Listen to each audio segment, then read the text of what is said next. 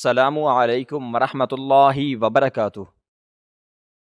آج خان حویلی میں ہر طرف خوشیوں کا سما تھا، کیونکہ خان حویلی کا اکلوتا وارث حشمت خان علاقے کا اگلا سردار بن چکا تھا۔ صرف سردار ہی نہیں، وہ سیاست میں بھی جا چکا تھا، اور اس بار وہ اس سارے علاقے کا حاکم بن گیا تھا۔ ساری خان حویلی مہمانوں سے کچا کچ بھری ہوئی تھی، اور وہ دیوانی ہر طرف بولائی بولائی پھر رہی تھی۔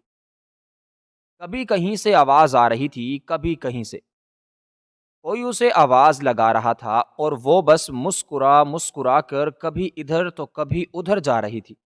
اس کی چوڑیوں کی کھنکار اور پائل کی چھن چھن ساری حویلی کے اندر گونج رہی تھی۔ وہ سارے مہمانوں کے کھانے پینے کا خیال رکھتے ہوئے کچن اور ڈائننگ ٹیبل کے چکر کاٹ رہی تھی۔ جب اس کے پاس زوبیہ بیگم آئیں، بس کرو ماہین، تھک جاؤ گی، ان کی آواز سے ماہین کے قدم رکے۔ وہ ان کی طرف پلٹی تو اس کا چہرہ واضح ہوا۔ سرمئی آنکھیں، سفید دودیا رنگت، وہ 22 سالہ خوبصورتی کی مثال ایک دو شیزہ تھی۔ فکر مت کریں بڑی ماما، کچھ نہیں ہوتا، ان کو مطمئن کرتی ہوئی وہ دوبارہ کچن میں بھاگ گئی، اور بس زوبیہ بیگم نفی میں سر ہلاتی رہ گئیں۔ اتنا کام تو اس حویلی کے ملازمین نہیں کرتے جتنا یہ کر لیتی ہے۔ ارے میں کیا کروں اس لڑکی کا۔ انہیں ماہین کا اس طرح زیادہ کام کرنا پسند نہیں تھا۔ انہیں لگتا تھا کہ وہ اس حویلی کی بیٹی ہے، اس کا رتبہ بڑا ہے، اسے اس طرح بھاگ دوڑ کرنے کی ضرورت نہیں ہے۔ لیکن وہ اپنی مرضی کرتی تھی، کسی کی سنتی ہی کہاں تھی۔ لیکن اپنی مرضی کرنے سے مراد یہ نہیں تھا کہ وہ منہ پھٹ، بد لحاظ یا بے حیا تھی۔ وہ مثبت سوچ کی مالک ماہین خاتون تھی۔ اس حویلی کی شہزادی کے سارے کام کاج کرنا اسے پسند تھا، ہر کسی کی پسند ناپسند کا خیال رکھتی تھی۔ اسے زوبیہ بیگم اور فرقان صاحب کی خوشی کا خیال تھا۔ ان کی خوشی کی خاطر ہر وقت کچھ نہ کچھ کرتی ہی نظر آتی تھی۔ وہ سارے اس وقت مردان خانے میں بیٹھے ہوئے تھے، اور سربراہی کرسی پر وہ شہزادہ بیٹھا تھا۔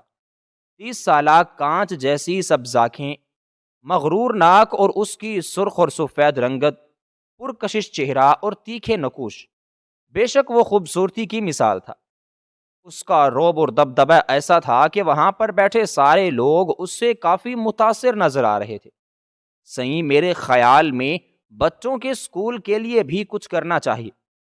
اس کے ایک ملازم نے ہاتھ باندھے حشمت خان کو مخاطب کیا۔ سفید شلوار قمیض پہنے، کالی شال کندھوں کے گرد اوڑھ رکھی تھی، وہ کسی سیاست کے بادشاہ کی طرح ٹانگ پر ٹانگ چڑھائے بیٹھا تھا۔ بالکل ٹھیک کہہ رہے ہو، بچوں کی تعلیم تو بنیادی مقصد ہے، اس کے ساتھ ساتھ ہاسپٹل کی تعمیر کا کام بھی شروع کرواؤ۔ مزید کچھ حکم دیتے ہوئے وہ مردان خانے سے باہر نکل گیا۔ اس کا سحر ایسا تھا کہ وہاں موجود سب مرد بہت مرعوب نظر آ رہے تھے۔ سارا دن کافی چہل پہل رہی، پھر مہمان اپنے گھروں کو لوٹ گئے۔ خان حویلی پر رات اتر آئی تھی، سب کھانے کی ٹیبل پر ہی جمع تھے۔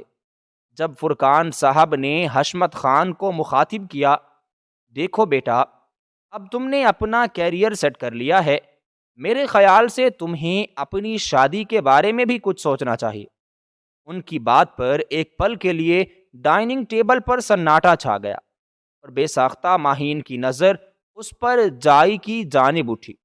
پلیز بابا، مجھے اس ٹاپک پر کوئی بات نہیں کرنی، اور اگر میں شادی کروں گا تو اپنی مرضی سے کم میں آپ کی پسند سے شادی نہیں کروں گا۔ غصہ تو ضبط کر گیا، لیکن اپنی آواز دھیمی نہ رکھ سکا۔ اونچی آواز میں ان سب کو حکم سناتا وہ ایک ہی پل میں ڈائننگ ٹیبل سے اٹھ کر جا چکا تھا۔ لیکن پیچھے کسی نسوانی وجود کا دل ٹکڑے ٹکڑے کر گیا۔ وہ بے یقین سی بیٹھی تھی، جیسے اب تک یقین نہ آ رہا ہو کہ وہ شخص کیا کہہ کر گیا ہے۔ جیسے جیسے اس کے الفاظ دماغ میں پروسیس ہو رہے تھے، جسم سے جان نکلتی جا رہی تھی۔ وہ ایک جھٹکے سے اٹھی، سب نے افسوس سے اس کی طرف دیکھا۔ وہ اپنے آنسو ضبط کرتی سیڑھیاں چڑھتی اپنے کمرے میں بھاگ گئی، لیکن زوبیہ بیگم کی آنکھوں سے وہ آنسو مخفی نہ رہ سکے۔ زوبیہ بیگم کا ہاتھ اپنا دل تک گیا، ان کی آنکھوں کے سامنے دھندلے منظر نمودار ہوئے۔ ان کو سانس لینے میں تکلیف ہو رہی تھی۔ اپنے سینے کو مسلتے ہوئے اچانک ہی وہ ہوش و حواس سے بیگانہ ہوتی کرسی پر گر گئی۔ مما، زوبیہ، فرقان صاحب اور ہانیہ کی چیخیں نکل گئیں۔ اگلے آدھے گھنٹے تک وہ تینوں ہاسپٹل کے کوریڈور میں بیٹھے ہوئے تھے۔ جب تیزی سے حشمت خان ہاسپٹل میں داخل ہوا، وہ سیدھا فرقان صاحب کے پاس آیا۔ کیا ہوا ماما کو؟ وہ ٹھیک تو ہیں؟ اس کے لہجے میں تڑپ تھی۔ فرقان صاحب کچھ بھی کہنے کے قابل نہ رہے۔ ابھی کچھ نہیں جانتے، ڈاکٹرز نے فی الحال کچھ نہیں بتایا۔ بہت مشکل سے بس وہ ایک ہی فقرہ ادا کر پائے۔ وہ وہیں راہداری میں چکر کاٹ رہے تھے اور ایک سائیڈ بیٹھی ہانیہ اور ماہین کے آنسو تھے جو بہتے ہی جا رہے تھے۔ کس قدر ضبط سے وہ اپنی سسکیاں قابو کر رہی تھی، وہی جانتی تھی۔ اس نے تو بہت ہی چھوٹی سی عمر میں اپنی ماں کھو دی تھی۔ زوبیہ بیگم نے ہی اسے ماں بن کر پالا تھا۔ اگر انہیں کچھ ہو گیا تو ماہین کا کیا ہوگا؟ وہ بس یہی سوچ رہی تھی اور آہستہ آہستہ اس کی ہچکیاں کوریڈور میں گونجنے لگیں۔ ہانیہ کا دل بھی برا ہو رہا تھا۔ حشمت کی نظر اس طرف اٹھی۔ سفید اور گولڈن کلر کی امتزاج کی فراق پہنے رو رو کر اس کا چہرہ سرخ ہو چکا تھا۔ وہ بار بار اپنے آنسو پونچھ رہی تھی، بار بار ورد بھی کر رہی تھی۔ اس کے ہونٹ صرف زوبیہ بیگم کے لیے دعا گو تھے، اور یہ منظر صاف حشمت خان کی آنکھوں نے دیکھا۔ ایک پل کے لیے حشمت خان کا دل بہت الگ انداز میں دھڑکا، لیکن اگلے ہی پل اسے یاد آیا یہ لڑکی اس سے کیا کیا کچھ چھین چکی ہے۔ وہ سب یاد آتے حشمت خان کی رگوں میں خون کا ابال بہت تیز ہوا۔ اس کا دل چاہا ساری دنیا کو تباہ کر دے۔ اس نے ایک پل سے پہلے اپنی نگاہیں ماہین کے چہرے سے ہٹا لیں۔ رات آخری پہروں پر تھی۔ وہ دونوں بینچ پر نڈھال سی بیٹھی تھیں، اور وہ دونوں باپ بیٹے اتنی دیر سے دیوار کے ساتھ ٹیک لگائے کھڑے تھے۔ انہیں تو ایک پل کے لیے سکون نہیں آ رہا تھا۔ آئی سی یو کے دروازے کھلے اور ڈاکٹرز باہر نکلے۔ حشمت فوراً ڈاکٹرز کی طرف بڑھا۔ میری ماما وہ ٹھیک تو ہے نا؟ اس نے بے چینی سے پوچھا۔ ڈاکٹر نے ماسک چہرے سے اتارا۔ دیکھیں، انہوں نے بہت زیادہ سٹریس لیا ہے۔ پلیز انہیں کسی قسم کی کوئی پریشانی نہ کریں۔ اگر سٹریس زیادہ بڑھتا تو انہیں ہارٹ اٹیک بھی آ سکتا تھا۔ شکر کریں وہ ٹھیک ہے، انہیں کوئی میجر ہارٹ اٹیک نہیں آیا، لیکن اس طرح کے جھٹکے لگنا دل کے مریض کے لیے مہلک ثابت ہو سکتا ہے۔ فی الحال وہ سٹیبل ہیں، کچھ گھنٹوں تک ہوش بھی آ جائے گا۔ آپ ایک ایک کر کے ان سے مل سکتے ہیں۔ ڈاکٹر کافی سنجیدہ تھا۔ حشمت خان کی آنکھیں ضبط سے لال ہو رہی تھیں۔ ڈاکٹر نے ایک تھپکی اس کے کندھے پر دی اور راہداری میں آگے کی طرف بڑھ گئے۔ وہ بنا کسی کی طرف دیکھے فوراً آئی سی یو کی طرف بڑھ گیا۔ اندر داخل ہوا تو اس کی ماں بے ہوش پڑی تھی۔ اسے سمجھ میں نہیں آ رہی تھی کہ زوبیہ بیگم کو ہوا کیا۔ کچھ دیر پہلے تو بالکل ٹھیک تھی۔ وہ کتنی ہی دیر ان کے پاس بیٹھا رہا، اسے اندازہ نہیں ہوا۔ بس ان کا ہاتھ اپنے ہاتھ میں پکڑا تھا، چہرہ جھکائے ہوئے بے بسی سے بیٹھا تھا۔ جب انہیں ہوش آیا اور انہوں نے اپنا ہاتھ ہلایا، حشمت فوراً سیدھا ہوا۔ ماما آپ ٹھیک تو ہے نا؟ اس کے لہجے میں بے چینی تھی جو زوبیہ بیگم صاف محسوس کر سکتی تھی۔ تم شاید چاہتے ہی نہیں ہو میں ٹھیک رہوں۔ زوبیہ بیگم کے لہجے میں شکوہ تھا اور حشمت کی آنکھیں بہنے کو بے تاب ہوئیں۔ یہ آپ کیا کہہ رہی ہیں؟ اب میں نے کیا کر دیا؟ آپ کی ہر بات تو مانتا ہوں۔ کیا چاہتی ہیں آپ؟ یقیناً وہ سمجھ چکا تھا اس کی ماں پھر کسی وجہ سے اس سے ناراض ہو چکی ہے۔ تم نے سارے خاندان کے سامنے یہ کیسے کہہ دیا کہ تم ماہین سے شادی نہیں کرو گے؟ شاید تم بھول رہے ہو، وہ سالوں سے تمہارے نکاح میں ہے، اور تمہاری خاندانی بیوی صرف وہی بنے گی۔ لیکن اگر تمہیں اپنی پسند سے شادی کرنی ہے تو ہمیشہ کے لیے مجھ سے ہر تعلق تمہیں ختم کرنا ہوگا، بلکہ یہ سمجھو کہ اپنی ماں کو مرا ہوا سمجھ کر مجھے چھوڑ کر ہمیشہ کے لیے جانا پڑے گا۔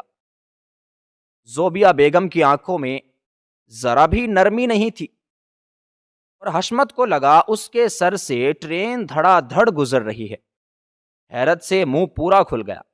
ماما، آپ کو ہو کیا گیا ہے؟ آپ چاہتی ہیں کہ میں آپ کی خاطر اس لڑکی سے شادی کروں جس سے میں سب سے زیادہ نفرت کرتا ہوں؟ فار گاڈ سیک ماما، یہ میری زندگی ہے، اسے اپنے طریقے سے گزارنا چاہتا ہوں، اور جس سے میں محبت کرتا ہوں شادی بھی اسی سے کروں گا، اور مجھے اس لڑکی میں ذرا برابر دلچسپی نہیں ہے۔ میں کسی اور کو پسند کرتا ہوں۔ اس نے تو اپنی ماں کا جھوٹا بھرم بھی نہیں رکھا، اور زوبیہ بیگم کو لگا کوئی ان کا کلیجہ چیر رہا ہے۔ اچانک ہی ان کے دل کی تکلیف بڑھ گئی۔ انہوں نے فوراً اپنا ہاتھ حشمت کے ہاتھوں سے نکالا اور اپنا سینہ مسلنے لگیں، اور حشمت جیسے ہوش میں آیا، ڈاکٹر کی باتیں کانوں میں گونجیں۔ کیا ہوا ماما، آپ ٹھیک ہیں؟ وہ دیکھ سکتا تھا کہ زوبیہ بیگم کو سانس لینے میں تکلیف ہو رہی ہے۔ انہوں نے بہت ہی مشکل سے اپنا سانس درست کیا۔ تمہارے یہ الفاظ تھے کہ میرے دل پر خنجر کی طرح لگ رہے ہیں۔ چلے جاؤ یہاں سے حشمت خان، آج کے بعد مجھے اپنی شکل مت دکھانا۔ تمہارے لیے تمہاری ماں مر گئی، جاؤ پسند کی شادی کرو، تمہیں کیا لگے تمہاری ماں جیے یا مرے۔ حشمت اگلی سانس نہیں لے سکا۔ میں نے اس کی ماں سے وعدہ کیا تھا کہ میری بہو صرف ماہین ہی بنے گی، لیکن تمہارا کیا جاتا ہے، تمہیں کیا فرق پڑتا ہے؟ میرا وعدہ وفا نہیں ہوگا، یا زیادہ سے زیادہ وہ ماں قیامت والے دن میرا گریبان پکڑے گی اور یہ سوال پوچھے گی کہ کیوں اس کی بیٹی کو چھوڑ کر کسی غیر لڑکی کو اپنی بہو بنایا۔ وہ مجھ سے یہ پوچھے گی کہ کیا کمی تھی اس کی ہیرے جیسی بیٹی میں، کیا کمی تھی جو میرے بیٹے نے اسے دھتکار دیا۔ جاؤ یہاں سے حشمت خان۔ ان کا سارا چہرہ آنسوؤں سے بھیگ گیا، اور حشمت بے بسی سے اپنی ماں کو دیکھے جا رہا تھا جو اس سے منہ موڑ چکی تھی۔ کم سے کم وہ اس زندگی میں ماہین خان سے شادی کرنے کے بارے میں تو سوچ بھی نہیں رکھتا تھا۔ اپنا غصہ ضبط کرتے وہ اٹھا اور کمرے سے باہر نکل گیا۔ ICU کا دروازہ کھلا اور حشمت باہر نکلا۔ اس نے ایک کاٹدار اور نفرت بھری نظر ماہین پر ڈالی۔ دروازہ کھلنے کی آواز پر ماہین کی نظر بھی اس کی طرف اٹھی۔ دونوں کی نظریں ٹکرائیں۔ اس کی آنکھیں ضبط کے باعث لال انگارہ ہو چکی تھی۔ اس کی نظروں میں اتنی کاٹ تھی کہ ماہین کے دل میں چھن سے کچھ گھائل ہوا۔ وہ ہاسپٹل سے باہر نکل گیا۔ ماہین کی نظروں نے اس کا تب تک پیچھا کیا جب تک وہ نظروں سے اوجھل نہیں ہو گیا۔ اس کی آنکھوں سے غائب ہونے کے بعد وہ جیسے ہوش میں آئی، فوراً اٹھ کر ICU کی طرف بڑھی۔ وہ اندر داخل ہوئی، سامنے ہی نڈھال حالت میں زوبیہ بیگم بیڈ پر پڑی تھی۔ ماہین کی آنکھوں سے آنسو بہت تیزی سے بہہ نکلے۔ وہ قدم قدم چلتی ان کے پاس آئی۔ حشمت کی چھوڑی جگہ پر بیٹھ کر نرمی سے ان کا ہاتھ اپنے ہاتھوں میں لیا۔ اس کے لمس سے زوبیہ بیگم نے اپنا چہرہ موڑتے اسے دیکھا، اور ان کے ہونٹوں پر مسکراہٹ بکھر گئی۔ بڑی ماما، اس نے ایک سرگوشی کی، اور پھر ان کے ہاتھ پر اپنا چہرہ ٹکائے وہ کسی بچی کی طرح آنکھیں بند کر گئی۔ پریشان مت ہوں، میں ٹھیک ہوں۔ زوبیہ بیگم نے اسے حوصلہ دیا۔ جانتی تھیں کہ ماہین اس وقت کتنی پریشان ہو رہی ہے۔ اس نے کچھ بھی نہیں کہا، بس بند آنکھوں سے ان کی چلتی سانسیں محسوس کر رہی تھی۔ نئے دن کی روشنی ہر طرف پھوٹ چکی تھی۔ کچھ گھنٹے آبزرویشن میں رکھنے کے بعد ڈاکٹرز نے زوبیہ بیگم کو ہاسپٹل سے چھٹی دے دی۔ یہ خان حویلی کا منظر تھا جہاں حشمت خان زوبیہ بیگم کے کمرے میں داخل ہو رہا تھا۔ وہ بیڈ پر لیٹی تھی اور ان کے پاس ہی ماہین بیٹھی فروٹس کاٹ رہی تھی۔ اسے دیکھ کر ایک بار پھر جسم میں غصے کی لہر اتری۔ اس نے ہلکا سا دروازہ کھٹکھٹایا۔ ایک ساتھ ماہین اور زوبیہ بیگم نے دروازے کی طرف دیکھا۔ ماہین کی نظر اگلے ہی لمحے زوبیہ بیگم کے چہرے کی طرف اٹھی جو اپنا چہرہ موڑ چکی تھی۔ میں آپ کے لیے سوپ لے کر آتی ہوں بڑی ماما۔ وہ فوراً بیڈ سے اٹھی۔ شاید وہ سمجھ گئی تھی کہ حشمت کو اپنی ماں سے کوئی ضروری بات کرنی ہے، اس لیے اس نے وہاں سے اٹھ جانا ہی بہتر سمجھا۔ وہ دروازے کی طرف بڑھی۔ حشمت فوراً ایک سائیڈ پر ہو گیا تو وہ باہر نکل گئی۔ ماہین کے کمرے سے نکل جانے کے بعد حشمت آگے بڑھا اور زوبیہ بیگم کے پاس آ کر بیٹھا۔ وہ اس کا بیٹھنا محسوس کر چکی تھی، لیکن پھر بھی انہوں نے کوئی رد عمل نہیں دیا۔ یہ سب کب تک چلے گا ماما؟ آپ اس کی وجہ سے مجھے اگنور کر رہی ہیں۔ آپ اور بابا میرے ساتھ یہ سب بچپن سے ہی کرتے آئے ہیں، ہمیشہ مجھ پر اسے فوقیت دیتے ہیں۔ آپ نے میرے حصے کا سارا پیار اس پر نچھاور کر دیا۔ آخر وہ لگتی ہی کیا ہے آپ کی؟ وہ تو جیسے اپنے دل کا زہر باہر اگل رہا تھا۔ زوبیہ بیگم نے تیزی سے چہرہ موڑتے اسے دیکھا۔ ان کی آنکھوں میں شکوہ تھا۔ بس بہت ہو چکا، تم نے کبھی ایک بار بھی یہ سوچا ہے؟ تمہارے پاس تو ماں باپ ہیں۔ اس نے بہت ہی چھوٹی عمر میں اپنے ماں باپ کھو دیے تھے۔ اگر ہم بھی اسے ماں باپ کا پیار نہیں دیتے تو وہ کہاں جاتی؟ زوبیہ بیگم اس سے سوال پوچھ رہی تھی۔ ہاں بے شک، کسی دوسرے کی اولاد کو پیار دینے کے چکر میں اپنی سگی اولاد کی حق تلفی کر دی جاتی ہے۔ اس کے لہجے میں تلخی تھی اور زوبیہ بیگم بس افسوس سے اپنا سر ہلاتی رہ گئی۔ میں تمہاری یہ انسیکیورٹی کبھی نہیں ختم کر سکوں گی۔ حشمت خان سو بہتر ہے، مجھے میرے حال پر چھوڑ دو۔ اگر تمہیں مجھ سے اتنی محبت ہوتی تو اب تک میری خواہش پوری کر چکے ہوتے۔ وہ درشتی سے چلائی تھی۔ ان کے چیخنے کی آواز سے ہڑبڑا کر ماہین اور ہانیہ کمرے میں بھاگی۔ فرحان صاحب بھی ان کے پیچھے ہی لپکے اور حشمت کا چہرہ غصے سے سرخ ہو رہا تھا۔ اگر چاہتے ہو کہ میں زندہ رہوں تو ابھی اور اسی وقت تمہیں ماہین کو رخصت کیے اپنے ساتھ اپنے کمرے میں لے کر جانا ہوگا، ورنہ آج کے بعد تمہارا اور میرا ہر تعلق ختم۔ زوبیہ بیگم کے آج غصے کا پارا ہائی ہو چکا تھا۔ اتنا کہتے ساتھ وہ لمبی لمبی سانسیں لینے لگی۔ ان کو سانس لینے میں تکلیف ہو رہی تھی۔ بڑی ماما، وہ جو ساکت کھڑی تھی، فوراً ان کی طرف بھاگی اور ان کی پیٹھ تھپ تھپانے لگی کیونکہ انہیں سانس لینے میں تکلیف ہو رہی تھی۔ آپ ٹھیک تو ہیں؟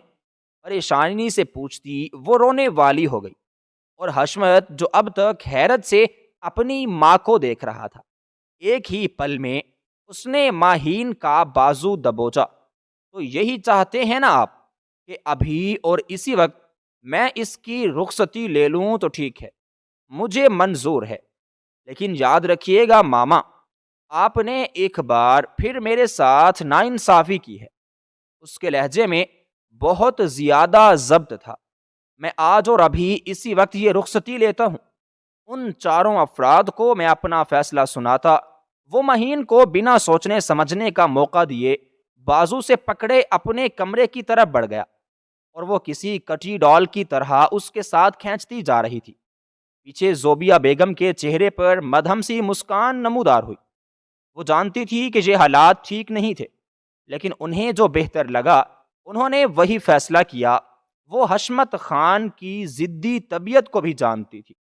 وہ جانتی تھی کہ اگر انہوں نے اس وقت حشمت پر زبردستی نہیں کی تو کل کلاں کو ماہین کی ساری زندگی تباہ ہو جائے گی۔ انہوں نے جو بھی کیا ماہین کی بہتری اور بھلائی کے لیے ہی کیا، لیکن اس بات کو ابھی حشمت نہیں سمجھ سکتا تھا کہ اس کی ماں نے جو بھی کیا اس میں ہی اس کی بھلائی تھی۔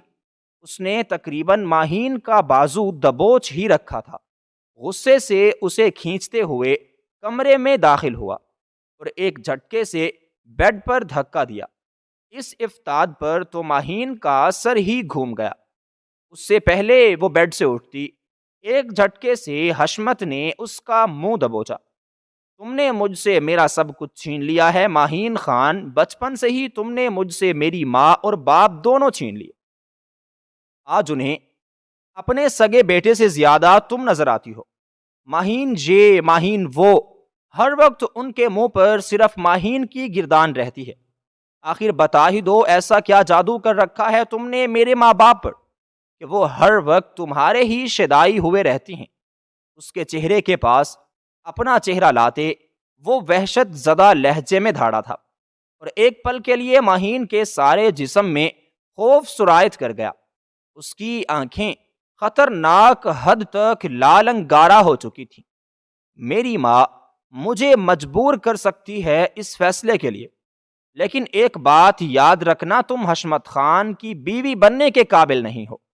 میں تم سے اتنی نفرت کرتا ہوں، اتنی نفرت کہ دل چاہتا ہے اپنے ہاتھوں سے تمہاری جان لے لوں۔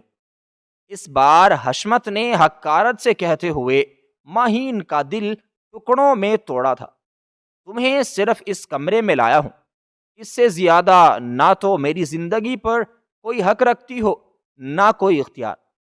شادی تو میں اس سے ہی کروں گا جس سے محبت کرتا ہوں، اور تم سے اتنی نفرت کرتا ہوں کہ میرا دل چاہتا ہے تمہیں تباہ و برباد کر دوں، لیکن پھر بھی ضبط کر جاتا ہوں، کیونکہ میرے ماں باپ کے لیے بہت عزیز ہو تم۔ اس کمرے میں تو آ چکی ہو، ایک بات یاد رکھنا، کبھی بھی میری بیوی بننے کی کوشش کی تو تمہاری جان اسی دن لے لوں گا۔ اور یہ تو سوچنا ہی مت کہ تمہیں حشمت خان کی بیوی ہونے کا کوئی حق ملے گا۔ اس کی آنکھوں میں اپنی سرخ ہوتی آنکھیں ڈالے وہ ایک ایک لفظ نفرت میں پیچھے تیر کی طرح اس کے سینے میں مار رہا تھا، اور ماہین کی آنکھوں سے آنسو بے مول ہوتے نکل رہے تھے۔ اس کا سارا چہرہ بھیگ رہا تھا، لیکن حشمت کو اس پر ترس بھی نہ آیا۔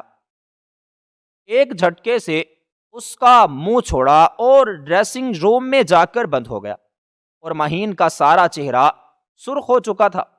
اس کے ہاتھ کی انگلیاں بھی چہرے پر چھپ گئی تھی۔ وہ بے بسی سے دونوں ہاتھ چہرے پر رکھتی پھوٹ پھوٹ کر رو پڑی۔ کیا قسمت تھی اس کی سمجھ نہیں آ رہی تھی۔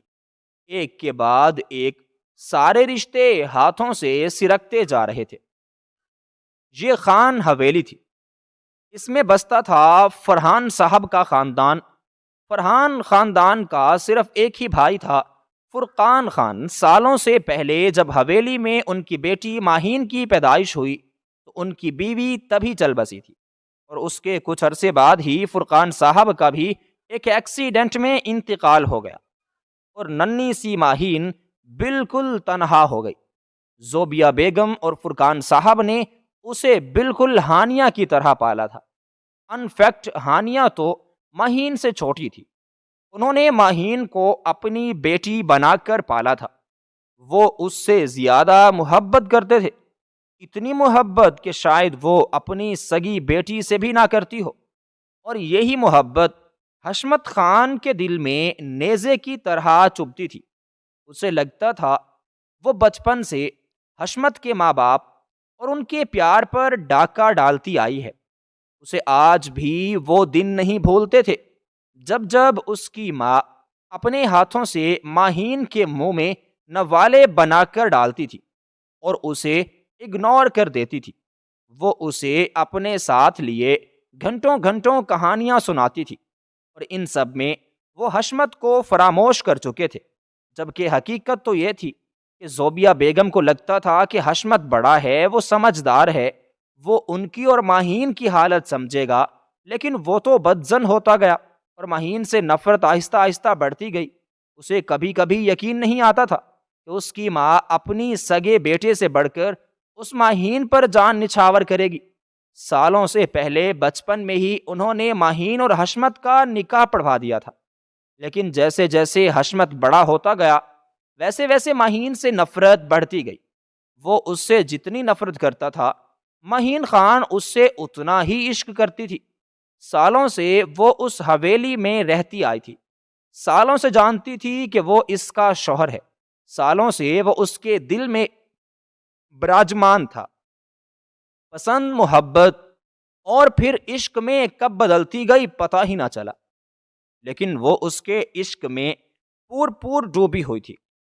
لیکن حشمت اس بات سے ناواقف تھا، اس نے تو کبھی آج تک ایک نرمی والی نظر بھی ماہین پر نہیں ڈالی تھی، اور زوبیہ بیگم یہ بات بہت اچھے سے جانتی تھی، اس لیے انہوں نے زبردستی ہی صحیح یہ قدم حشمت کو اٹھانے پر مجبور کر دیا۔ لیکن ان کا فیصلہ ماہین اور حشمت کی زندگی پر کیسے اثر انداز ہونے والا تھا یہ تو وقت ہی بتانے والا تھا۔ وہ بیڈ کے کنارے ٹکی بے آواز آنسو بہا رہی تھی۔ جب وہ ڈریسنگ روم سے باہر نکلا ایک بار پھر ماہین کو دیکھ کر جسم میں غصے کا ابال تیز ہوا۔ غصے سے زیادہ تو بے بسی محسوس ہو رہی تھی اسے۔ اس کمرے سے باہر نکال بھی نہیں سکتا تھا، کیونکہ رخصتی کا مطلب ہی یہ تھا کہ وہ اپنے کمرے سے اس کے کمرے تک آ چکی تھی، اور وہ اس لڑکی کو ایک لمحے کے لیے بھی اپنے کمرے میں برداشت نہیں کر سکتا تھا۔ وہ فوراً اپنے بیڈ تک پہنچا، دوبارہ اس کا بازو دبوچا، ایک جھٹکے سے اسے اٹھایا۔ وہ خالی خالی نگاہوں سے حشمت خان کو دیکھ رہی تھی، اور یہ دیکھ رہی تھی کہ کوئی بیک وقت اتنا حسین اور ظالم کیسے ہو سکتا ہے۔ اس کی آنکھوں میں بہت سارے شکوے تھے جو حشمت خان کی آنکھیں فی الحال نہ تو پڑھنے کا ہنر رکھتی تھیں اور نہ ہی وہ پڑھنا چاہتا تھا۔ یہ میرا بیڈ ہے، آئندہ اس پر بیٹھنے سے پرہیز کرنا، سختی سے کہتے اسے دھکا دینے کے انداز سے سائیڈ پر کیا اور خود جا کر بیڈ پر بیٹھ گیا۔ وہ بے یقینی سے کمرے کے درمیان میں کھڑی ہو کر اسے دیکھ رہی تھی۔ اپنی منحوس نظریں میرے وجود سے دور رکھو، نفرت اور حقارت سے کہتے وہ بیڈ پر نیم دراز ہو چکا تھا۔ کچھ پل بے بسی سے وہیں سکڑی رہی، پھر وہ صوفے تک آئی اور وہیں سکڑی سمٹی لیٹ گئی۔ وہ اس حویلی کی شہزادی تھی، سارے اسے پرنسس کی طرح ٹریٹ کرتے تھے، اور حویلی میں لوگ ہی کتنے تھے؟ صرف 4 لوگ تھے۔ ان چاروں میں سے صرف ایک حشمت خان کو ہی وہ کھٹکتی تھی، باقی سارے خاندان کے لیے تو وہ شہزادی تھی۔ وہ خالی خالی نگاہوں کے ساتھ چھت کو دیکھ رہی تھی، آنکھیں ویران تھیں، اب تو آنسو بھی خشک ہو چکے تھے۔ اپنی شادی کے دن کے حوالے سے ایک لڑکی نے بہت سارے خواب سجائے ہوتے ہیں کہ وہ تیار ہوگی، دلہن بنے گی، اس کے ہاتھوں میں مہندی لگی ہوئی ہوگی، کلائی میں بھر بھر کر چوڑیاں پہنی ہوگی۔ بالکل ایسے ہی خواب ماہین خان کے بھی تھے، لیکن اس نے کبھی یہ نہیں سوچا تھا کہ وہ اس طرح سے اس کمرے میں پہنچ جائے گی۔ اپنی سوچوں میں الجھی وہ کب سو گئی اسے پتہ نہ چلا۔ نئی صبح کی روشنی ہر طرف پھوٹ چکی تھی۔ وہ وقت پر اٹھنے کی عادی تھی، اس لیے آج بھی بنا کسی الارم کے وہ اسی ٹائم اٹھ گئی جس ٹائم وہ روزانہ اٹھتی تھی۔ ہمیشہ کی طرح نماز اور قرآن پاک پڑھنے کے بعد وہ کچن میں موجود ہوتی اور ملازمہ کے سر پر کھڑی ناشتہ بنوا رہی ہوتی۔ وہ سارا ناشتہ ڈائننگ ٹیبل پر سیٹ کر رہی تھی۔ جب زوبیہ بیگم اور فرحان صاحب ڈائننگ ٹیبل پر آ کر بیٹھے، زوبیہ بیگم نے اس کی آنکھیں دیکھ کر ساری کہانی جان لی۔ یہ بھی جان چکی تھی کہ ماہین کے لیے ابھی زندگی میں مشکلات موجود ہیں، لیکن انہیں یقین تھا بہت جلدی سب کچھ ٹھیک ہو جائے گا۔ وہ دونوں اس سے نارمل انداز میں بات کر رہے تھے، کیونکہ دونوں نہیں چاہتے تھے کہ ماہین کو یہ لگے کہ وہ دونوں پریشان ہیں۔ ماہین بھی ان سے نارمل انداز میں بات کر رہی تھی، وہ بھی یہ نہیں چاہتی تھی کہ انہیں لگے کہ وہ پریشان ہے۔ ناشتہ کرنے کے بعد وہ اپنی کرسی سے اٹھی، بڑی ماما میں اسکول جا رہی ہوں، وہ ایک پرائیویٹ اسکول میں ٹیچنگ کرتی تھی۔ ویسے اسے ٹیچنگ کرنے کی ضرورت نہیں تھی، لیکن یہ اس کا پروفیشن تھا۔ اسے علم بانٹنا پسند تھا اور اچھا بھی لگتا تھا۔ ارے بیٹا، آج چھٹی کر لو، آج جانے کی کیا ضرورت ہے؟ زوبیہ بیگم حیران ہوئی، اور میں گھر میں رہ کر کیا کروں گی؟ اس نے الٹا سوال پوچھا۔ کرنا کیا ہے؟ گھر میں سکون سے بیٹھو، اچھے کپڑے پہنو، اب تم نئی نویلی دلہن ہو، ٹھیک ہے؟ رخصتی کچھ الگ طریقے سے ہوئی ہے، اس کا مطلب یہ نہیں کہ تم بالکل بے رنگ گھومو۔ انہوں نے سر سے لے کر پیر تک ماہین کا حلیہ دیکھا۔ وہ واقعی سادگی میں تھی۔ ان سب کی کوئی ضرورت نہیں، اور آپ جانتی ہیں کہ جب دل پرسکون نہ ہو تو کچھ بھی اچھا نہیں لگتا۔ کافی سنجیدگی سے کہتے ہوئے وہ آگے بڑھی، اور زویا بیگم کے ماتھے پر لب رکھتے وہ واپس کمرے میں بھاگ گئی، اور زوبیہ بیگم نے اس کے لہجے میں تکلیف محسوس کی۔ دل تڑپ اٹھا۔ اب وہ دونوں ناشتے کی ٹیبل پر رہ گئے تھے۔ کیا ہوا؟ کیا سوچ رہی ہو؟ فرحان صاحب نے زوبیہ بیگم کو کھوئے دیکھا تو دریافت کیا۔ میں سوچ رہی تھی کیا میرا فیصلہ ماہین اور حشمت کے لیے درست ہوگا یا میری وجہ سے ان دونوں کی زندگی مزید تباہ ہوگی۔ فرحان صاحب نے افسوس سے نفی میں سر ہلایا۔ یہ بات بیگم تمہیں اب سوچنے سمجھنے والی لگ رہی ہے۔ یہ بات تمہیں اپنا حق سنانے سے پہلے سوچنی چاہیے تھی۔ فرحان صاحب بھی سنجیدہ تھے۔ میں جانتی ہوں، یہ سب جانتی ہوں، لیکن اگر میں وہ فیصلہ نہ کرتی تو حشمت ماہین کا دل توڑ دیتے، اور آپ اچھے سے جانتے ہیں ان دونوں کا نصیب ایک ہے، اور میری ماہین اس کے عشق میں پاگل ہو گئی ہے تو کیا کرتی میں؟ اس کے سامنے کہہ رہا تھا کہ وہ کسی اور سے شادی کر لے گا۔ یہ سب کم سے کم تو میں برداشت نہیں کر سکتی۔ میں جانتی ہوں وقت کے ساتھ ساتھ وہ دونوں ٹھیک ہو جائیں گے، سب کچھ بھی ٹھیک ہو جائے گا، مجھے اس بات کا پورا یقین ہے۔ زوبیہ بیگم نے خود کو ہی دلاسا دیا۔ فرحان صاحب نے بھی سر ہلانے پر اکتفا کیا۔ یہ تو وقت ہی بتانے والا تھا۔ ماہین اسکول جا چکی تھی۔ حشمت سیڑھیاں اترتا نیچے آیا تو اسے ماہین کہیں نظر نہ آئی۔ اسے اب یہ فکر تھی کہ کہیں اس نے زوبیہ بیگم سے کوئی شکایت نہ کر دی ہو۔ وہ شہزادیوں سی آن بان رکھنے والی لڑکی سکڑی سمٹی ساری رات صوفے پر سوتی رہ گئی۔ اس نے ایک بار بھی کوئی شکایت نہیں کی۔ اس کے اندر غرور نہیں تھا۔ وہ بہت صابر تھی، اور پھر جہاں عشق ہو جائے وہاں غرور نہیں ہوا کرتے، وہاں ساری اکڑ ختم ہو جایا کرتی ہے۔ زوبیہ بیگم اور فرحان صاحب نے صرف ایک نظر اسے دیکھا اور دوبارہ اپنے ناشتے میں مگن ہو گئے۔ وہ کرسی کھینچ کر بیٹھ گیا۔ فرحان صاحب تو اپنے کام کے لیے نکل گئے۔ وہ اس علاقے کے ڈی ایس پی تھے۔ اب ٹیبل پر صرف دونوں ماں بیٹا ہی رہ گئے تھے۔ حشمت نے ان کا ہاتھ پکڑا، پھر اپنے لبوں سے لگا لیا۔ کیا مما اب تک مجھ سے ناراض ہیں؟ اس نے محبت سے سوال پوچھا۔ زوبیہ بیگم نے نفی میں سر ہلایا۔ ناراض تو اپنوں سے ہوا جاتا ہے، اور میں سمجھتی تھی حشمت تم میرے اپنے ہو، تم میرا خون ہو، میں نے تمہیں پیدا کیا، لیکن اب مجھے لگتا ہے کہ میں بہت ہی غلط تھی۔ زوبیہ بیگم کے لہجے میں تکلیف ہی تکلیف تھی، جسے محسوس کرتے حشمت کی روح تڑپ اٹھی۔ تمہیں ہم سے بہت سارے شکوے گلے ہیں۔ تمہیں یہ لگتا ہے نا کہ ماہین نے تمہارا حق تم سے چھین لیا؟ تو ایک بات تو بتاؤ، جب ماہین نے اپنے ماں باپ کھوئے تب تم 10 سال کے تھے، اور وہ صرف 2 سال کی ایک چھوٹی سی بچی تھی۔ اب مجھے یہ بتاؤ کہ کیا مجھے تم پر توجہ دینی چاہیے تھی یا اس 2 سال کی چھوٹی بچی پر جو دودھ بھی خود نہیں پی سکتی تھی، جس کے منہ سے فیڈر لگانا پڑتا تھا؟ تم تو اپنا کھانا خود کھا سکتے تھے۔ اب زوبیہ بیگم کے لہجے میں کوئی تکلیف نہیں تھی، بس ایک افسوس تھا، اور حشمت سن رہ گیا۔ میں اسے اپنے ساتھ لے کر اس لیے سلاتی تھی کیونکہ وہ بہت چھوٹی تھی، اتنی چھوٹی کہ آدھی رات کو اگر اٹھ کر کمرے سے باہر نکل جاتی تو مجھے پتہ نہ چلتا۔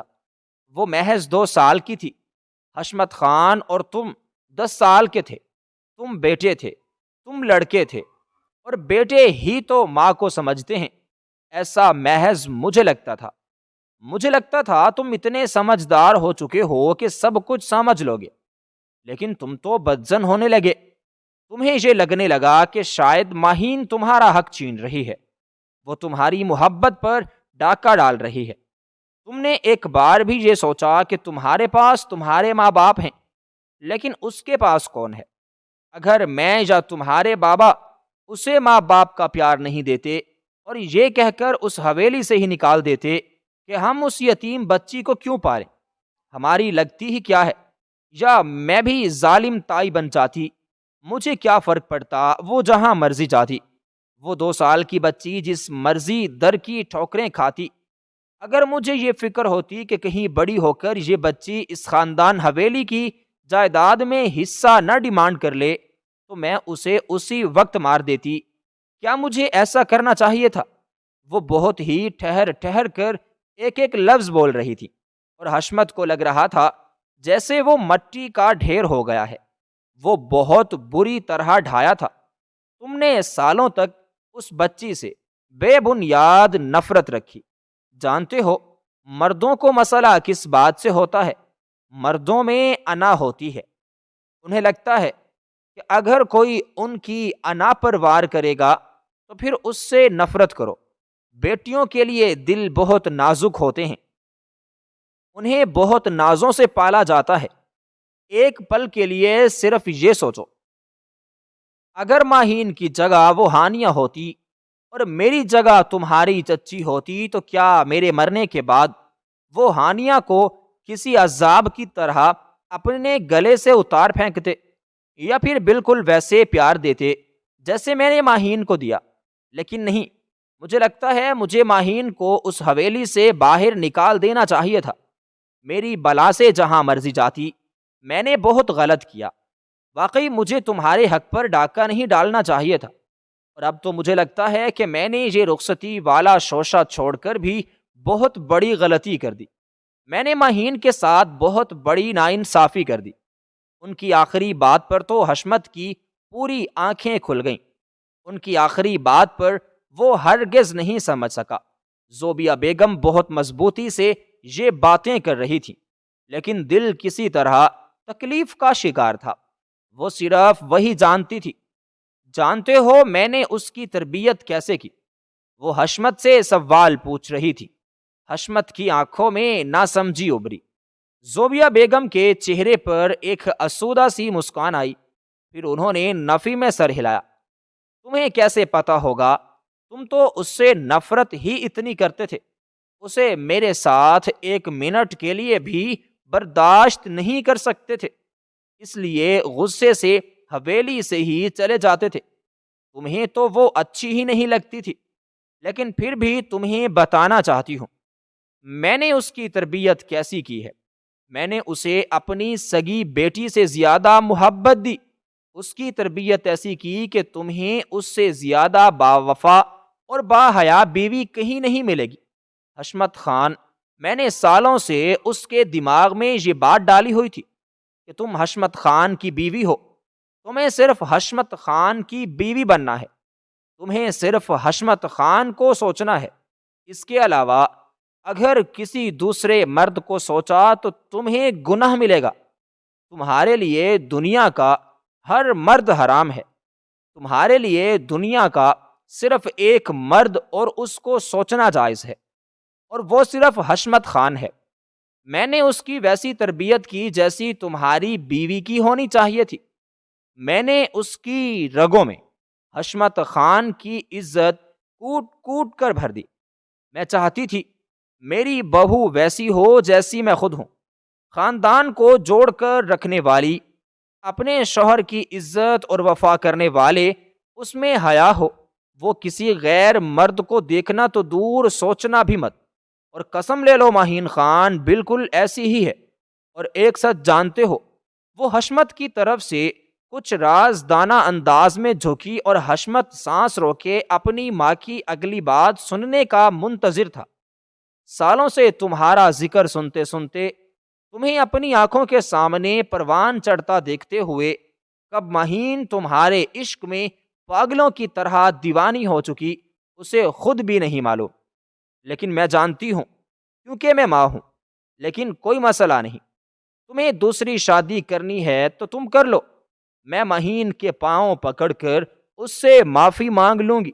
اس سے زیادہ چاہتے ہو تو کر سکتی ہوں، کیونکہ مجھے لگتا ہے اب مجھے ماہین کی نہیں تمہاری ماں بننا چاہیے۔ ٹھیک کہہ رہی ہوں نا میں؟ بات کے آخر میں انہوں نے حشمت سے تصدیق چاہی۔ حشمت تو شل اور ساکت رہ گیا۔ اس کے آس پاس کیا ہو رہا تھا کچھ خبر نہیں۔ کچھ پل کے لیے تو اسے ساری آوازیں آنا بند ہو گئیں۔ زوبیہ بیگم افسوس اور بے بسی سے اس کا چہرہ دیکھتی رہی، پھر اٹھی اور اپنے کمرے میں چلی گئی۔ لیکن حشمت، اس کی آنکھیں خطرناک حد تک سرخ ہو چکی تھی۔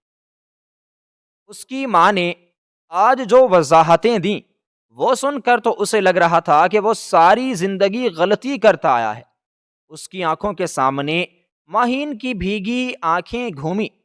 کتنے ہی گھنٹے وہ ڈائننگ ٹیبل کی کرسی پر بیٹھتا، اپنی زندگی کے گزرے 30 سال سوچتا رہا کہ اس نے کب کیوں کس وجہ سے ماہین سے نفرت کی۔ یہ دیکھو ماہین، میں تمہارے لیے لوٹ آیا ہوں۔ فرحان صاحب 6 سالہ ماہین خان کو گڑیا پکڑا رہے تھے، اور بابا میرے لیے کیا لائے ہیں؟ مجھے بھی گاڑی چاہیے۔ 14 سالہ حشمت خان نے غصے سے ماہین کو گھورتے ہوئے اپنے باپ سے سوال پوچھا، بیٹا تمہیں سائیکل لے کر دوں گا، اب گاڑی سے تو چھوٹے بچے کھیلتے ہیں، ہم دونوں جائیں گے اور تمہارے لیے سائیکل لے کر آؤں گا، تم بڑے ہو چکے ہو۔ لیکن حشمت نے غصے سے ماہین کی ڈول پکڑی اور اسے فوراً توڑ دیا۔ ہر وقت اس کی خواہشیں پوری کرتے رہتے ہیں اور مجھے کچھ لا کر ہی نہیں دیتے۔ وہ غصے سے چیختا ہوا اپنے کمرے میں غائب ہو گیا۔ لیکن وہ سیڑھیاں چڑھتے ہوئے اس نے ماہین کے رونے کی آواز بھی سنی تھی۔ بڑے بابا، یہ تو ٹوٹ گئی۔ وہ پھوٹ پھوٹ کر روتی ہوئی اپنی گڑیا انہیں دکھا رہی تھی۔ ارے بیٹا فکر مت کرو، میں نئی لا دوں گا، تم پریشان مت ہو۔ پیچھے فرحان صاحب اسے دلاسا دے رہے تھے، کسی کھلی کتاب کی طرح۔ ماضی حشمت خان کی آنکھوں کے سامنے گھوما۔ وہ واقعی بچہ بن جایا کرتا تھا۔ بھلا 14 سال کے بچے کا چھوٹی سی کار سے کیا کام؟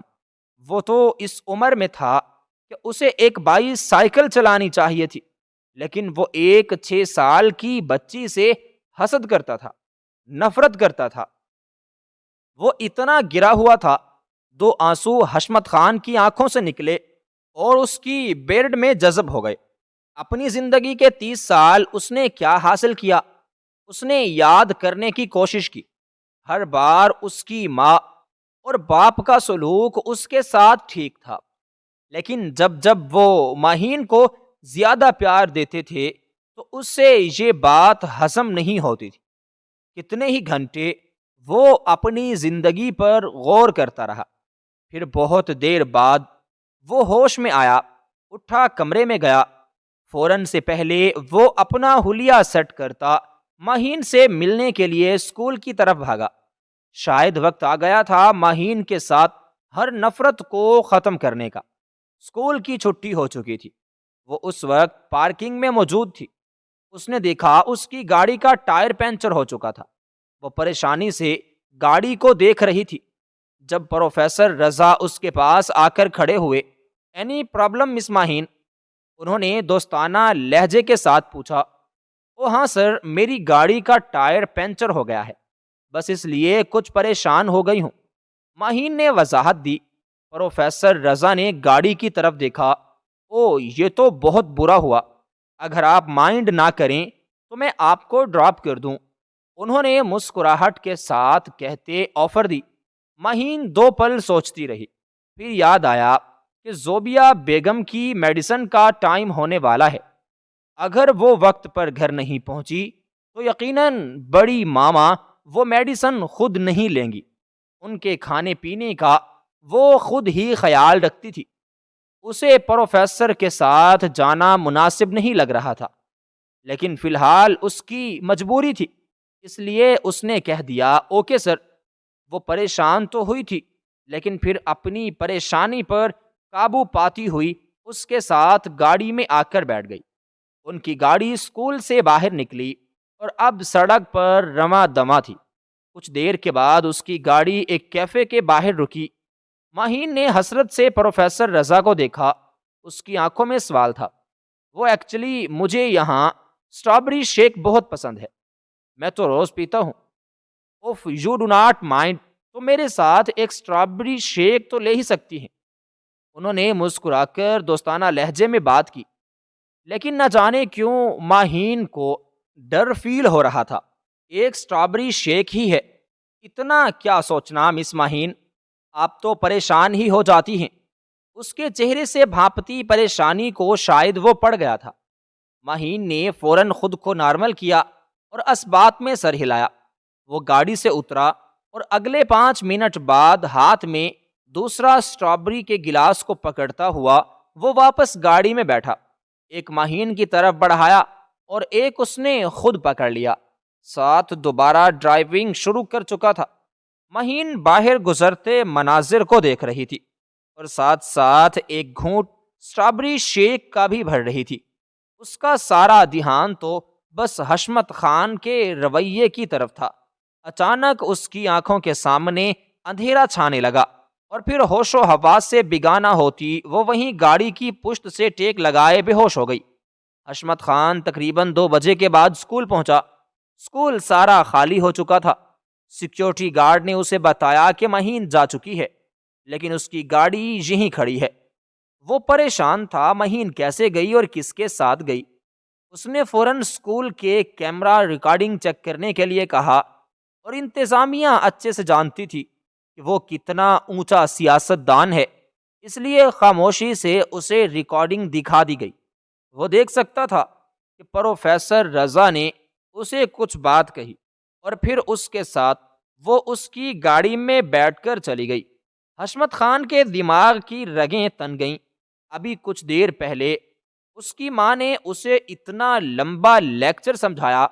اس کی ماں اسے یہ سنا رہی تھی کہ آج تک ماہین نے کسی دوسرے مرد کی طرف دیکھا نہیں، تو پھر وہ کیسے کسی دوسرے مرد کے ساتھ بیٹھ کر چلی گئی۔ بدگمانی ایک بار پھر اپنے بیج بونے لگی۔ اس نے گھر کال کی تو پتہ چلا ابھی تک ماہین گھر نہیں پہنچی۔ اس نے حیرت سے کیمرہ ریکارڈنگ میں موجود ٹائم کو دیکھا۔ 1 گھنٹے سے وہ اسکول سے نکلی تھی اور اب تک گھر بھی نہیں پہنچی تھی۔ وہ فوراً پریشان ہوا۔ آدھے گھنٹے سے پہلے وہ پروفیسر رضا کے سارے کانٹیکٹس کے ساتھ اس کی مکمل انفارمیشن نکلوا چکا تھا اور وہ اس پروفیسر کا موبائل ہیک کر رہا تھا۔ بہت مشکلوں کے بعد جا کر وہ پروفیسر رضا کا موبائل ہیک کر سکا۔ ماہین کو غائب ہوئے 4 گھنٹوں سے زیادہ ہو چکے تھے۔ وہ حشمت خان جو 24 گھنٹے پہلے تک اس سے نفرت کا دعوے دار تھا، اس وقت وہ سڑکوں پر پاگلوں کی طرح اسے ڈھونڈ رہا تھا۔ کہاں کی نفرت، کیسی نفرت؟ وہ ماہین سے نفرت کرتا تھا۔ اس وقت کو تو وہ یہ بھی بھول گیا، صرف ایک بات یاد تھی کہ وہ اس کی بیوی تھی، اس کی عزت تھی، اور اس وقت وہ غائب تھی۔ اسے کسی بھی حال میں کہاں سے بھی ڈھونڈ کر نکالنا یہ حشمت خان کا فرض تھا۔ وہ جس نکاح کو کل تک کچھ مانتا ہی نہیں تھا، آج وہ نکاح اس کے لیے کتنا اہم تھا، اس کی طاقت کیا تھی، یہ حشمت خان کو پتہ چل چکا تھا۔ وہ دل ہی دل میں اس کی حفاظت کے لیے دعائیں مانگ رہا تھا۔ وہ حشمت خان جو 24 گھنٹے پہلے یہ کہہ رہا تھا تمہیں اپنے ہاتھوں سے ماروں گا، اس وقت وہ اس کی حفاظت کے لیے دعا گو تھا۔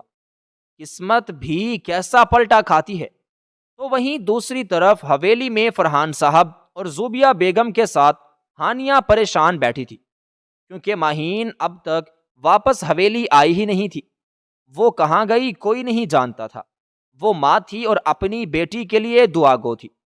انہیں ایک پل کے لیے بھی سکون نصیب نہیں ہو رہا تھا۔ اس کی پلکوں پر بہت بوجھ تھا۔ اس نے بہت مشکل سے اپنی آنکھیں کھولیں۔ کچھ پل کے لیے تو وہ غائب دماغی سے آس پاس دیکھتی رہی۔ جیسے جیسے ہوش و حواس بیدار ہوتے گئے، اس نے حیرت سے خود کو کسی کمرے میں پایا۔ وہ کوئی درمیانے سائز کا بیڈ روم تھا اور اس وقت وہ کرسی پر بند ہی پڑی تھی۔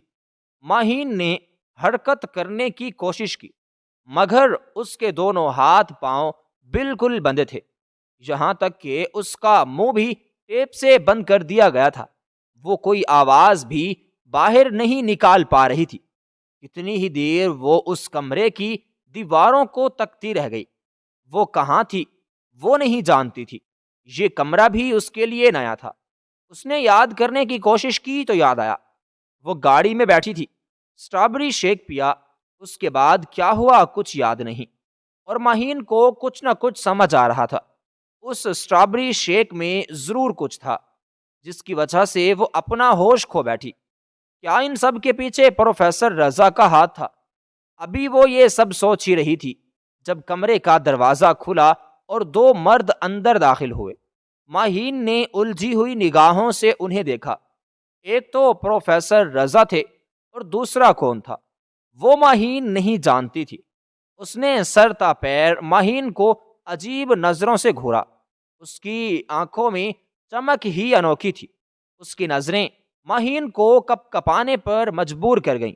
واہ چھوٹے، تم نے کام تو بہت اچھا کیا ہے۔ اب اس حشمت خان کو سبق سکھانے کا بہترین ہتھیار مجھے مل چکا ہے۔ اسے میں نے کہا تھا الیکشن سے پیچھے ہٹ جائے اور مجھے اس شہر کا حکمران بننے دے، لیکن اسے بہت شوق تھا نا حکمرانی کرنے کا۔ اس شخص کی گھمبیر آواز میں غصہ تھا اور ماہین تو پرتوں حیرتوں کے پہاڑ ٹوٹ پڑے تھے۔ ویسے چھوٹے سوچ، جب ہر نیوز چینل کے ساتھ ساتھ ہر نیوز پیپر پر یہ ہیڈ لائن بنے گی کہ شہر کا حاکم حشمت خان اپنی بیوی کی حفاظت نہیں کر پایا، کتنا دکھ ہوگا یار۔ وہ ماہین کے گرد گول گول گھومتے ہوئے پروفیسر رضا سے پوچھ رہا تھا اور پروفیسر رضا کے چہرے پر کمینی مسکراہٹ تھی۔ بالکل بھائی، وہ تو اپنی یہ شکست تسلیم نہیں کر پائے گا، اس لیے رسوائی کے ڈر سے شاید اپنی جان ہی لے لے۔ پروفیسر رضا نے بھی اس کی ہاں میں ہاں ملائی اور ماہین بے حد بے یقین تھی۔ وہ ساری باتوں کو سمجھ چکی تھی۔ وہ حشمت خان کی مخالف پارٹی والے تھے۔ اسے امید نہیں تھی پروفیسر رضا اس شخص کا چھوٹا بھائی ہوگا۔ اس شخص کا ذکر فرحان صاحب کے منہ سے سنا ضرور تھا، لیکن اس نے دیکھا نہیں تھا۔ ماہین بری طرح رسیوں میں جکڑی حرکت کرنے کی کوشش کر رہی تھی۔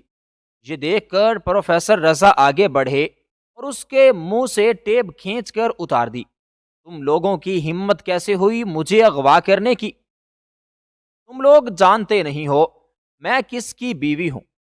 ماہین تو غصے سے پھٹ پڑی۔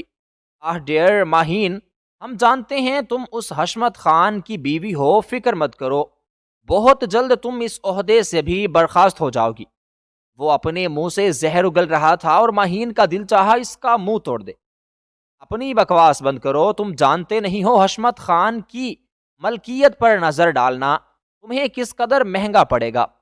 وہ تمہیں زمین میں اتنا اندر تک گاڑ دے گا کہ تمہاری آنے والی 7 نسلوں کو بھی تمہاری قبر کا نشان نہیں ملے گا۔ وہ بھی ماہین حشمت خان تھی۔ اس کی زبان جو کہ ہر ہی سامنے والے کو تڑپنے پر مجبور کر دیتے تھے۔ بے شک وہ حشمت کے سامنے کچھ نہیں بولتی تھی، لیکن اس کا مطلب یہ نہیں تھا کہ اس کے منہ میں زبان ہی نہیں تھی۔ اس کی بات سنتے رضا کا چہرہ غصے سے سرخ پڑا۔ اس کا وزنی ہاتھ اٹھا اور ایک تھپڑ اس نے ماہین کے نازک گال پر دے مارا، اور ماہین کا تو مانو دماغ گھوم گیا۔ گال پر شدید جلن محسوس ہوئی، شاید ہونٹ کا کنارہ بھی پھٹ گیا تھا۔ وہ صرف اس پر بس نہیں ہوا، دوسرے ہاتھ میں ماہین کے گال دبوچے۔ بہت اکڑ ہے نا تجھ میں اس حشمت خان کی بیوی ہونے کی، دیکھنا آج تیری یہ ساری اکڑ کیسے توڑتا ہوں۔ وہ غصے سے ماہین کے چہرے پر دھاڑا تھا، لیکن ماہین کہیں ڈرنے والی تھی۔ ماہین نے بھی غصے سے اس کے منہ پر تھوک دیا، اور اس کی یہ حرکت تو رضا کے تن بدن میں غصے کی لہریں تیز کر گئیں۔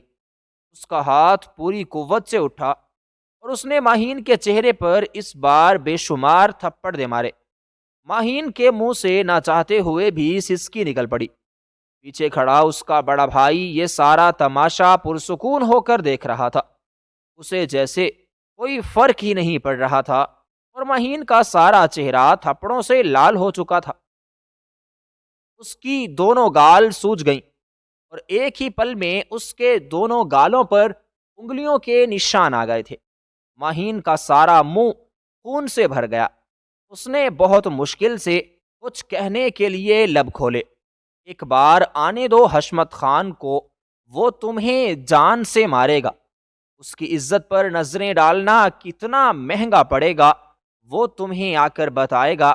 وہ اب بھی حشمت کی حمایت میں بول رہی تھی۔ اسے اب بھی یقین تھا وہ آئے گا۔ وہ شخص جو ماہین خان سے نفرت کا دعوے دار تھا، وہ جانتی تھی عزت سے بڑھ کر نفرت نہیں ہے۔ حشمت خان نفرت بھول سکتا ہے، لیکن عزت پر کسی قسم کا کوئی کمپرومائز نہیں کرے گا۔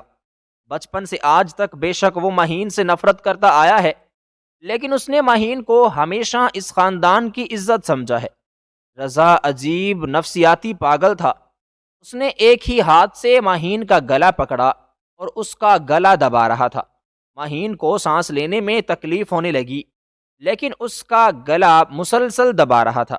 ماہین بن پانی مچھلی کی طرح تڑپ رہی تھی، لیکن کوئی فائدہ نہیں ہو رہا تھا۔ اس کی آنکھوں کے سامنے اندھیرا چھانے لگا۔ اس کے گارڈز پروفیسر رضا کے خفیہ بنگلے کو اپنی حراست میں لے چکے تھے۔ ہر طرف اس کے گارڈز پھیل چکے تھے، اور وہ اندھا دھند کمروں میں بھاگتا ہوا صرف ماہین کو ہی ڈھونڈ رہا تھا۔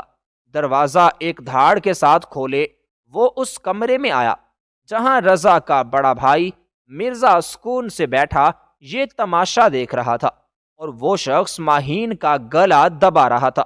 ماہین کی آنکھیں تقریباً پوری بند ہو چکی تھیں۔ حشمت کے جسم میں آگ کی لہریں سرایت کر گئیں۔ وہ ایک جھٹکے سے پہلے اس تک پہنچا اور اس کا گریبان پکڑے اسے اتنی زور سے دیوار میں دے مارا کہ رضا کا سر ایک ہی جھٹکے سے پھٹ پڑا، اور خون کا فوارہ ابلتا ہوا بہت تیزی سے نکلنے لگا۔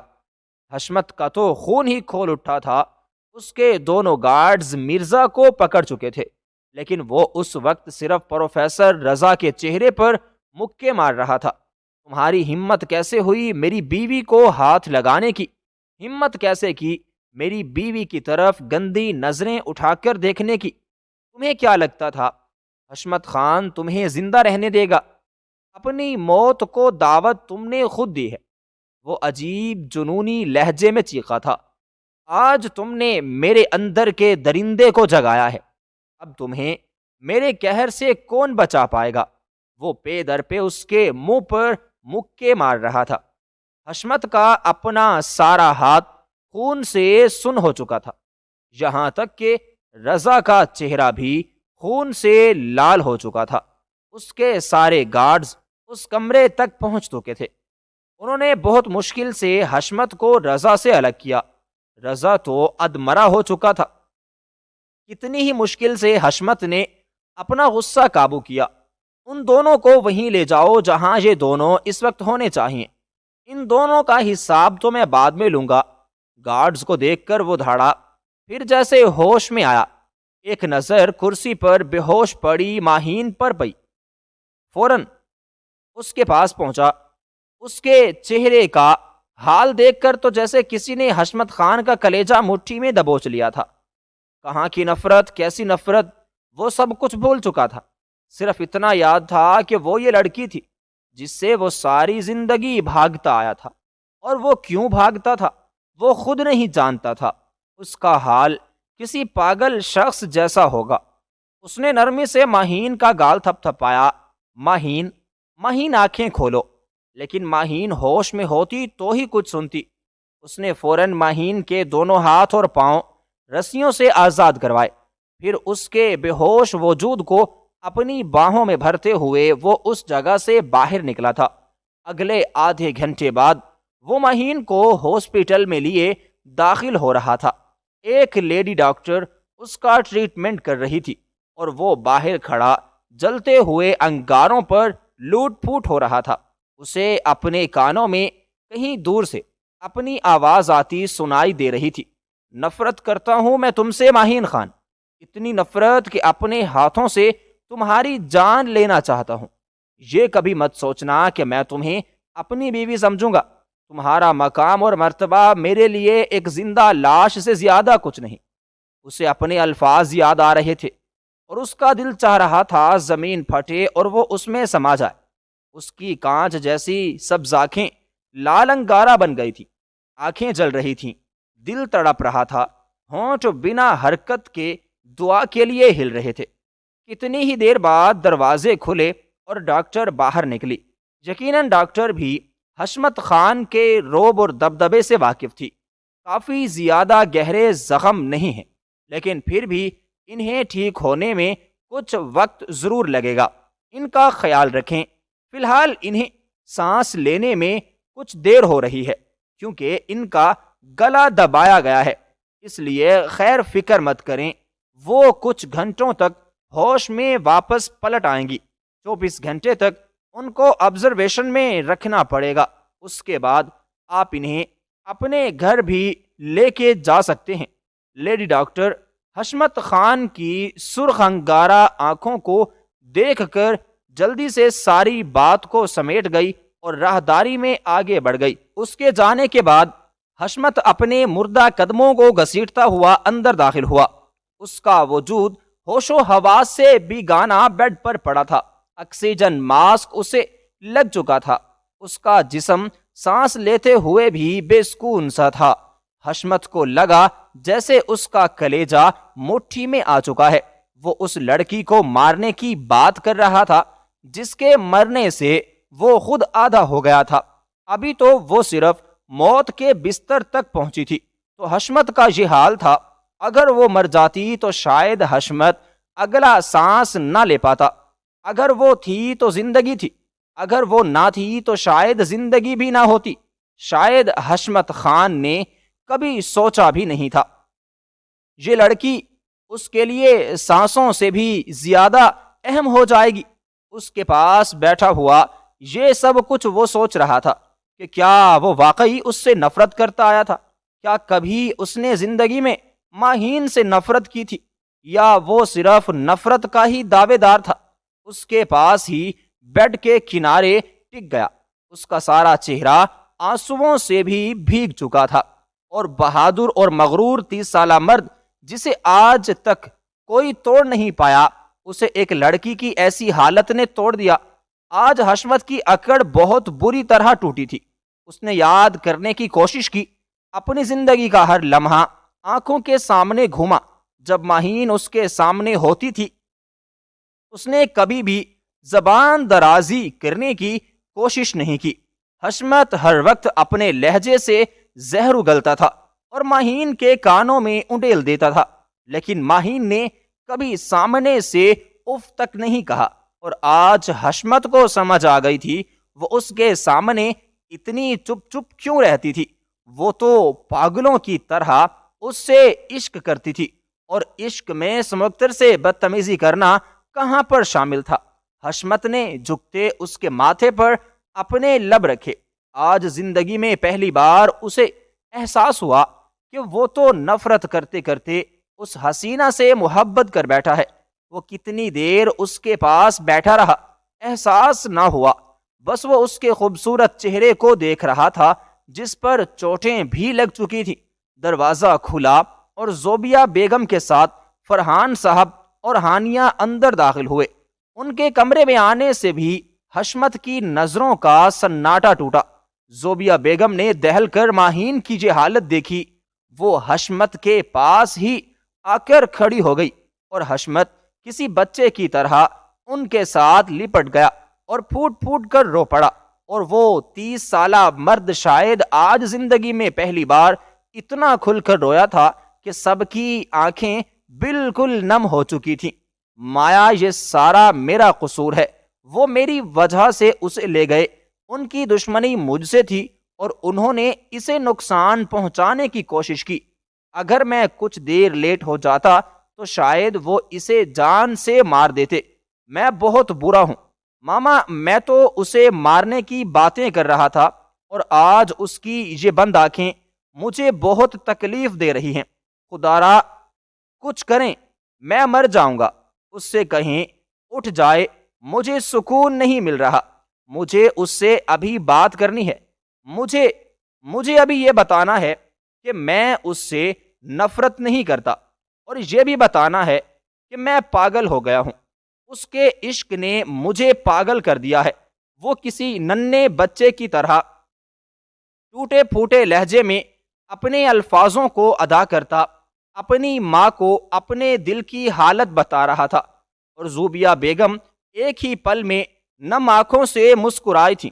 انہیں لگا جیسے کسی نے ان کے سارے زخم بھر دیے ہیں۔ فکر مت کرو میرے بچے، خدا تمہاری دعا ضرور سنے گا، وہ ٹھیک ہو جائے گی، وہ اسے دلاسا دے رہی تھی۔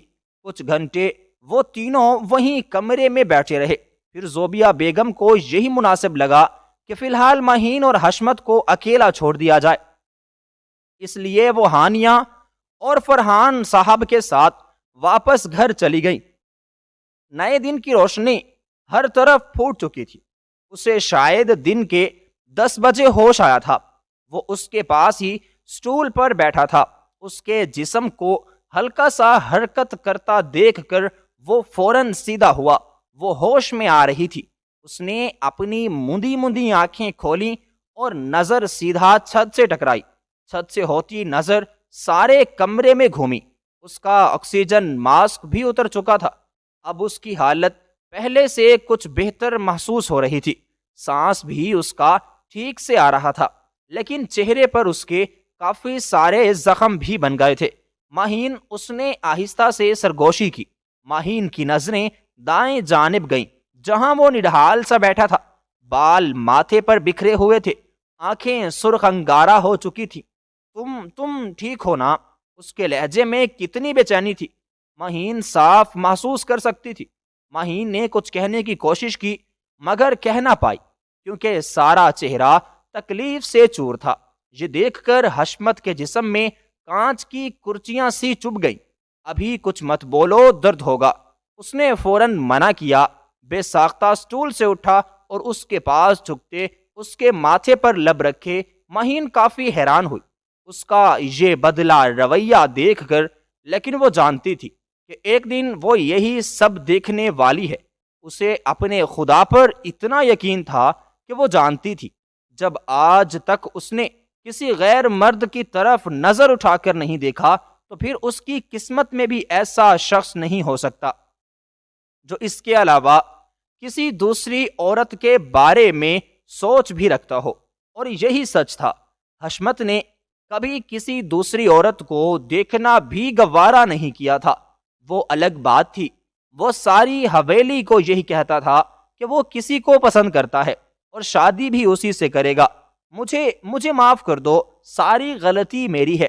میں تو بے قصور تمہیں تکلیف دینا چاہتا تھا، لیکن قسمت میں اس وقت میں قسم سے بہت تکلیف میں ہوں۔ وہ کملا ہوا کیا بول رہا تھا، اسے کچھ سمجھ نہیں آ رہی تھی۔ میں جانتا ہوں میں نے تمہیں بہت ساری تکلیفیں دی ہیں، تمہیں بہت کچھ کہا ہے، لیکن مجھے بہت تکلیف ہو رہی ہے۔ میں سمجھ گیا ہوں کہ تمہارے بنا نہیں رہ سکتا، اور یہ بھی سمجھ گیا ہوں کہ تمہیں ہلکی سی بھی تکلیف میں برداشت نہیں کر سکتا۔ تم ایک خراش آئے تو میری جان نکل جاتی ہے، اور میں نے کس طرح اپنے ان لبوں سے کہہ دیا کہ تم مر جاؤ۔ پلیز مجھے معاف کر دو۔ اس کے دونوں ہاتھ اپنے ہاتھوں میں لیے وہ اس وقت واقعی دیوانہ لگ رہا تھا۔ میں وعدہ کرتا ہوں بالکل ٹھیک ہو جاؤں گا، تمہیں کبھی کوئی تکلیف نہیں دوں گا۔ ہم دونوں ساتھ ہنسی خوشی زندگی کو گزاریں گے۔ مجھے معاف کرو گی نا؟ کہیں چھوڑ کر تو مجھے تم نہیں چلی جاؤ گی؟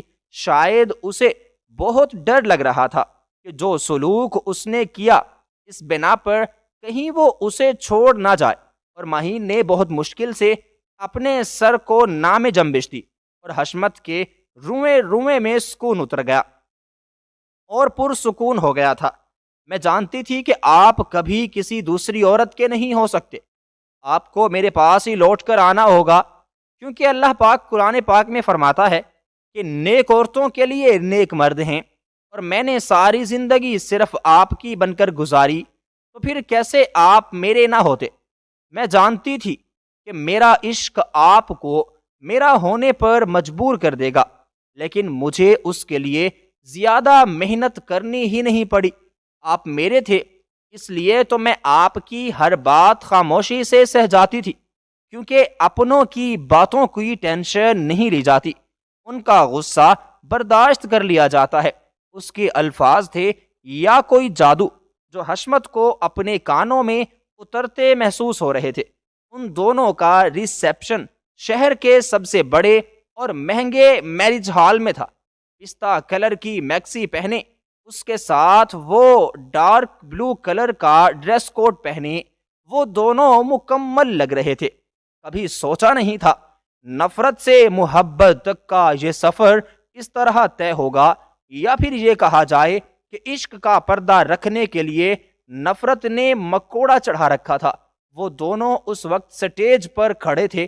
آج حشمت کے چہرے پر مسکراہٹ ہی عجب تھی، اور اب ماہین کے چہرے کے سارے زخم ٹھیک ہو چکے تھے۔ عشق زے بے نصیب، وہ یہ میری قسمت، یہ میرا نصیب۔ اس نے محبت سے ماہین کے کان میں سرگوشی کی، اور ماہین بے ساختہ اپنا مہندی سے سجا ہاتھ ہونٹوں پر رکھ دی، کھلکھلا کر ہنس پڑی، اور حشمت نے ایک ہی لمحے میں اسے اپنے قریب کیا، اسے اپنے سینے میں سمو لیا، اور ایک سائیڈ کھڑا خاندان یہ منظر محبت بڑی نظروں سے دیکھ رہا تھا۔ اور اس طرح ان کی کہانی کا ایک خوبصورت اختتام ہوا۔ بے شک تقدیر کا لکھا ہو کر رہتا ہے۔